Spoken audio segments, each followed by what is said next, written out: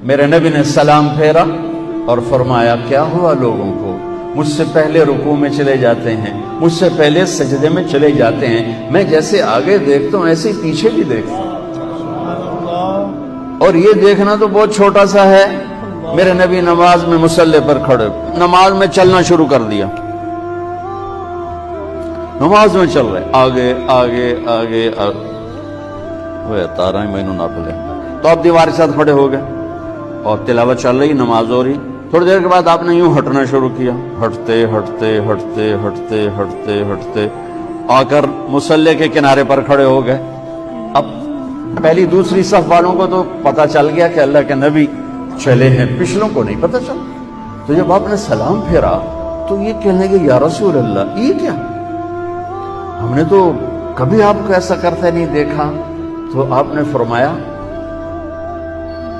میں نماز پڑھ رہا تھا تو مجھے جنت نظر آئی۔ اللہ، اور جنت کہاں ہے، کہاں بیس کرتی ہے؟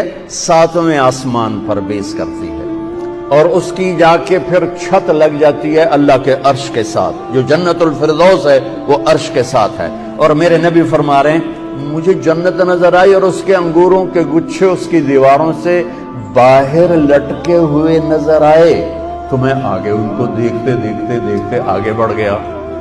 رات کو سونے سے پہلے یہ کہہ کے سویا کرو یا اللہ میں نے سب کو معاف کیا۔ کوئی معافی مانگنے آ جائے تو دیر نہ کرنا، فوراً معاف کرنا، اور تم سے خطا ہو جائے تو معافی مانگنے میں دیر نہ کرنا۔ کوئی تم سے زیادتی ہو جائے تو معافی مانگنے میں دیر نہ کرنا، اور تم پر زیادتی کر کے کوئی معافی مانگنے آ جائے تو معاف کرنے میں دیر نہ کرنا۔ اللہ کی رحمت تم ایسے چھاؤں میں لے لے گی۔ ایک حدیث یاد آئی بڑے زمانے بعد، میرے نبی فرمائیں گے یا اللہ میری امت کا حساب میرے حوالے کر دے، تو اللہ تعالیٰ فرمائیں گے کیوں؟ تو عرض کریں گے یا اللہ میں چاہتا ہوں ان کا حساب میں لے لوں تاکہ ان کو شرمندہ نہ ہونا پڑے۔ تو اللہ کہیں گے اگر آپ حساب لیں گے میرے محبوب تو آپ کے سامنے تو شرمندہ ہوں گے یہ، تو میں آپ کے حوالے بھی نہیں کروں گا، میں خود لوں گا اور پردے میں لوں گا، تو ایک پردہ حائل ہو جائے گا، ایک پردہ آ جائے گا، اور اس کے پیچھے اللہ اس امت کا حساب لے گا، اچھا یا برا۔ پورے مجمع کو نہیں پتہ چلنے دے گا کہ کون اچھا کون برا۔ کیا میرے رب نے ہمارے اوپر کمال کا کرم کیا ہے۔ پھر اس کام کو ہماری فطرت میں رکھ دیا، وَجَاهِدُوا فِي اللَّهِ حَقَّ جِهَادِهِ هُوَ اجْتَبَاكُمْ۔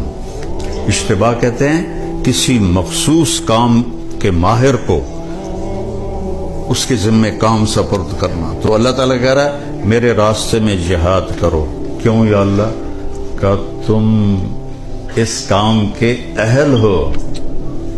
دی اذانیں کبھی یورپ کے کلیساؤں میں، کبھی افریقہ کے تپتے ہوئے صحراؤں میں، شان آنکھوں میں نہ جچتی تھی جہاں داروں کی، کلمہ پڑھتے تھے ہم چھاؤں میں تلواروں کی، تجھ سے سرکش ہوا کوئی تو بگڑ جاتے تھے، تیغ کیا چیز ہم توپ سے لڑ جاتے تھے، نقش توحید کا ہر دل پہ بٹھایا ہم نے، زیر خنجر بھی یہ پیغام سنایا ہم نے۔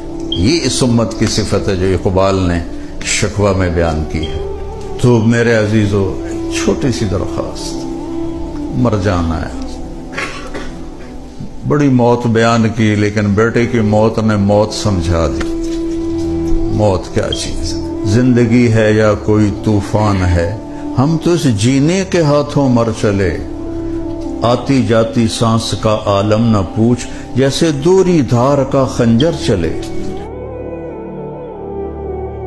اللہ سے دوستی لگاؤ، اور کتنا آسان ہے ساری زندگی کے گناہ کر کے، اور ایک دفعہ کہہ دو یا اللہ توبہ، ایک قطرہ آنسو۔ یہ میرا کرتا ہے نا، اس کو دھونے کے لیے 1 بالٹی پانی چاہیے، کم از کم 1 بالٹی پانی چاہیے، لیکن 80 سال کے گناہوں کو دھونے کے لیے اللہ کہتا آنسو کا 1 قطرہ جو تیری آنکھ میں ہی رہے باہر نہ نکلے، اتنا دے دے میں تیرے 80 سال کے گناہ دھو دوں گا۔